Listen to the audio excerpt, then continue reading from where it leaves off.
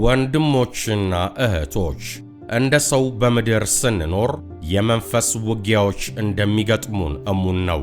እነዚህን ውጊያዎች ፈጣሪ የፈቀዳቸው መሆናቸውን ብናምንም ቀሉ ግን ፈጣሪ ለምን በጦርነት ውስጥ ያሳልፈናል? የዲያብሎስ ጦርነት ዓላማስ ምንድን ነው? ሲለጥቅ የጦርነቶቹ ጠባያትስ ምን ይመስላሉ? ወዘተ የሚሉ መጠይቆች ሰርክ በውስጣችን ይመላለሱ ይሆናል። የዛሬው መሰናዷችን ለነዚህ መጠይቆች ሁነኛ ምላሽ አለውና እስከ ዝግጅታችን ፍጻሜ ድረስ አብራችሁ ቆዩ።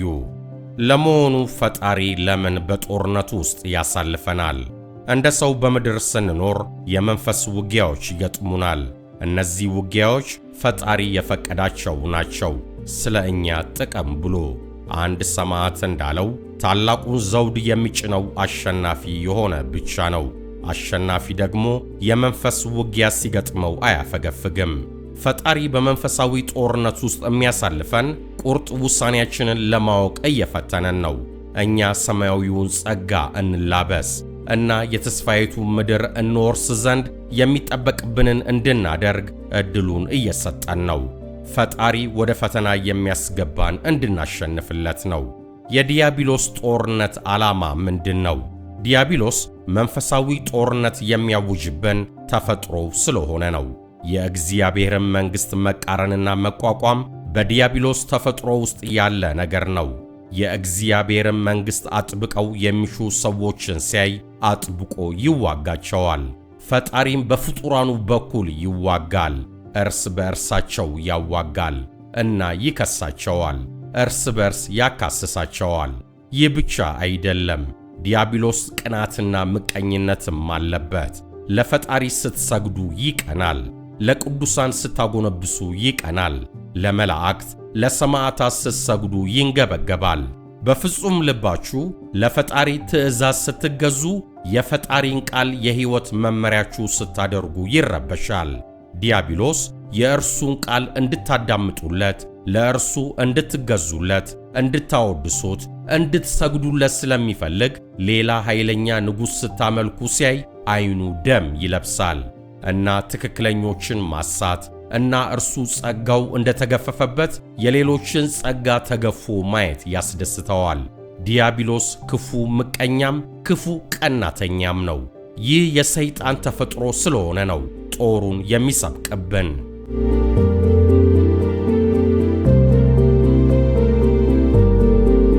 የዲያብሎስ ጦርነት አይነቶች። የአሌክዛንደሪያው ኦርቶዶክስ ጳጳስ አቡነ ሺኖዳ ሳልሳዊ ዲያብሎስ በሦስት መንገዶች ጦርነቶችን ይከፍትብናል ይሉናል፣ የቅዱስ መጽሐፉን ጥቅሶች እያጣቀሱ። አንደኛ፣ በራሳችን ላይ፣ በሥጋችን፣ በጥቅማችን፣ በቤተሰባችን፣ በሃይማኖታችን፣ በሥርዓተ አምልኳችን ላይ ጦርነት ይከፍታል። ሁለተኛ፣ በጥቅም በማማለል ወደ ሙስና ውስጥ እንድንገባ የተንቀባረረና የተቀናጣ ሕይወትን እንድንለምድ ጥቅም በማላስ የምርኮው ተካፋይ በማድረግ ያንን ለምደን እንዳናጣ እንዳይቀርብን ብለን እንድንከተለው የጥቅም መስጠትና መንሳት በራሳችን ምኞትና ፍላጎት በኩል ገብቶ ጦርነት ይከፍትብናል።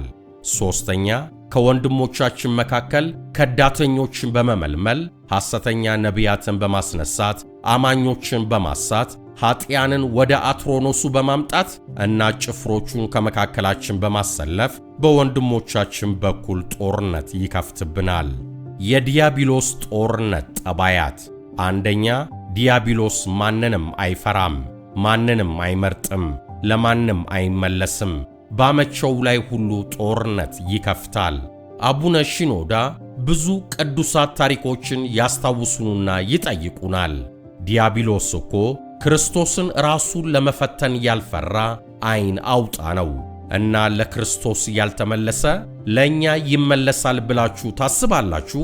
ዲያብሎስ እኮ ሁሉን በሚችለው በፈጣሪ ላይ ያመፀ፣ ፈጣሪን እስከ ፍጻሜው ለመዋጋት የቆረጠ ሰይጣን ነው እና ፈጣሪን ለመዋጋት የደፈረ እኛን ፍጡራኑን ይምረናል ብላችሁ ነው የምትገምቱት? ሁለተኛ፣ የዲያብሎስ ውጊያ በሥጋዊና ቁሳዊ ነገሮች ብቻ አይወሰንም፣ በመንፈስም ጦርነት ይከፍታል።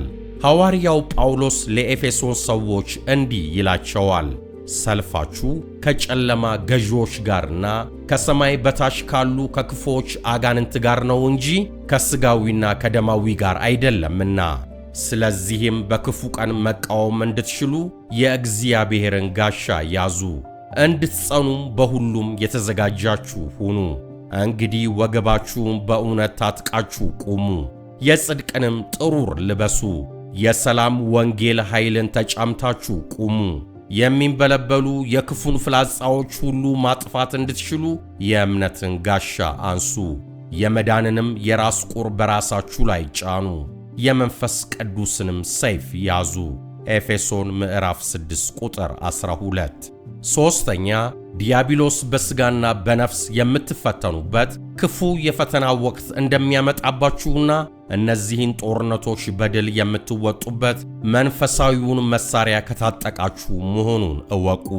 ሐዋርያው ዮሐንስ በወንጌሉ ስለ መንፈስ የጦር ስንቅ የፈጣሪን ቃል ሲያስረዳን እንዲህ ይላል፣ እኔ የወይን ግንድ ነኝ፣ ቅርንጫፎቹም እናንተ ናችሁ። በእኔ የሚኖር እኔም በእርሱ ብዙ ፍሬ የሚያፈራ እርሱ ነው።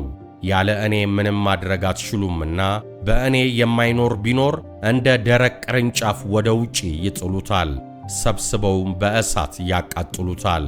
ዮሐንስ ወንጌል ምዕራፍ 15 ቁጥር 5። ስለዚህም የዚህን ዓይነት መንፈሳዊ ጦርነት ሲታወጅብን በዓለማዊ ትጥቅ ብቻ ድል እንደማናደርግ እናውቃለንና አስቀድመን የመንፈስን ስንቅ እንታጠቃለን፣ ከፈጣሪ ጎን እንሆናለን፣ በእርሱ ቃል እንኖራለን፣ ራሳችንን ለእርሱ ኃይል እናስገዛለን፣ ኃያል ክንዱም በውጊያችን አብሮን ይሠራል። አራተኛ፣ ዲያብሎስ ጦርነት ሲያውጅብን ከፍ ባለ ሥርዓት መንፈሳችንን ማስገዛት ከእኛ ይጠበቃል። ከፈጣሪ መንፈስ የሚያፈነግጡ ከእምነታቸው የሚርቁ ግን ይበዛሉ። ሁለተኛ ጢሞቴዎስ ምዕራፍ 3 ቁጥር 1 እና ራእይ ምዕራፍ 20 ቁጥር 7 እና 8 ልብ ይለዋል። አምስተኛ ዲያብሎስ በላያችን የሚነግሰው ለተወሰነች ጊዜ ብቻ እንደሆነ ስለሚያውቅ ጦርነቱን በሁላችንም ላይ ያውጃል፣ ለጥፋት ይቸኩላል።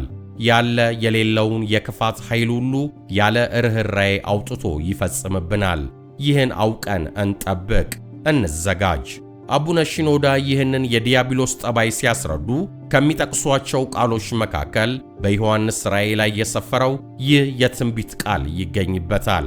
ስለዚህ ሰማያትና በውስጣቸው የምትኖሩ ሆይ ደስ ይበላችሁ፣ ነገር ግን ለምድርና ለባሕር ወዮላቸው፣ ሰይጣን ጥቂት ዘመን እንዳለው አውቆ ከክፉ መርዙ ጋር ወደ እናንተ ወርዷልና። ራእይ ምዕራፍ 12 ቁጥር 12።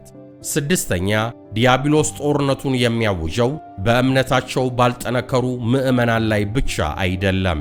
በእምነታቸው እጅግ በጠነከሩ በፈጣሪ ቤት ጥርሳቸውን በነቀሉ በንጽሕና ሕይወት በሚመላለሱት አባቶች፣ ካህናት፣ ሊቃነ ጳጳሳት፣ መናኩሳት፣ ባህታውያንና አገልጋዮችም ላይ ከመስመራቸው ለማሳት መንፈሳዊ ጦርነቱን አፋፍሞ ያውጅባቸዋል። ይህንን ሲያስረዱ መነኩሳት ቁርባን ሲቀበሉ የሚያደርሱት ጸሎት ውስጥ የተካተተውን የመጽሐፉን ቃል ያስታውሱናል። አቡነ ሺኖዳ ልጄ ሆይ ለእግዚአብሔር ትገዛ ዘንድ ብትሄድ ሰውነትህን ለመከራ አዘጋጅ። ሲራክ ምዕራፍ 2 ቁጥር 1። ሰው ወደ ፈጣሪው ጸሎቱን ባሰማ ቁጥር የሚቀሰቅሰው እግዜሩን ብቻ እንዳይደለ ይወቅ ይላሉ ሺኖዳ። ፈጣሪን ለማመስገን አንደበታቸውን ሲከፍቱ ዲያብሎስንም ነው የሚቀሰቅሱት። እንዲያውም ዲያብሎስ ወደ ፈጣሪ በቀረቡት ላይ ይበረታል። ቤተ መቅደሶች የጦርነቱ ዋነኛ አውዶች ናቸው። ሁልጊዜ በካህናት ዙሪያ ያንዣብባል። ሊወጋቸው ሊያስታቸውም ይቋምጣል። 1000 መንገዶችን ይፈልጋል። ይህን አውቀን ይላሉ አቡነ ሺኖዳ የሳቱ ካህናትን እንደ ጠላት አንመልከት። ፈተና የሚበዛው በእነሱ ላይ መሆኑን እንወቅ። እንታገሳቸው፣ እናበርታቸው። ከዲያብሎስ ፈተና ተላቀው ወደኛና ወደ ፈጣሪያቸው በንጹሕ ልብ እንዲመለሱ እጃችንን ከመዘርጋት አንቆጠብ። ያሳታቸው፣ የጣላቸው፣ ያጣላቸው የሁላችንም ጠላት የሆነው የፈጣሪ መንግሥት ተስፋ ማድረጋችን የሚነደው የጋራ ጠላታችን ዲያብሎስ መሆኑን ሰዎቹም ሰለባዎቹ መሆናቸውን ለአፍታ አንርሳ። በመጨረሻም ውድ የዝግጅታችን ታዳሚዎችና ተከታታዮች የዲያብሎስን አካሄዶች ወይም ሰይጣን እንዴት ባለ መልኩ እንደሚመላለስና ከዲያብሎስ ጦርነቶች በድል ለመውጣት መንፈሳዊ መፍትሄዎቹ ምን እንደሆኑ በቀጣይ ዝግጅታችን ይዘንላችሁ የምንቀርብ ይሆናል። የአሌክዛንድሪያው ኦርቶዶክስ ጳጳስ አቡነ ሽኖዳ ሳልሳዊ ጽፈውት አሳፍ ኃይሉ እንደተረጎመው ጨርሻለሁ። በቸር ያሰንብተን።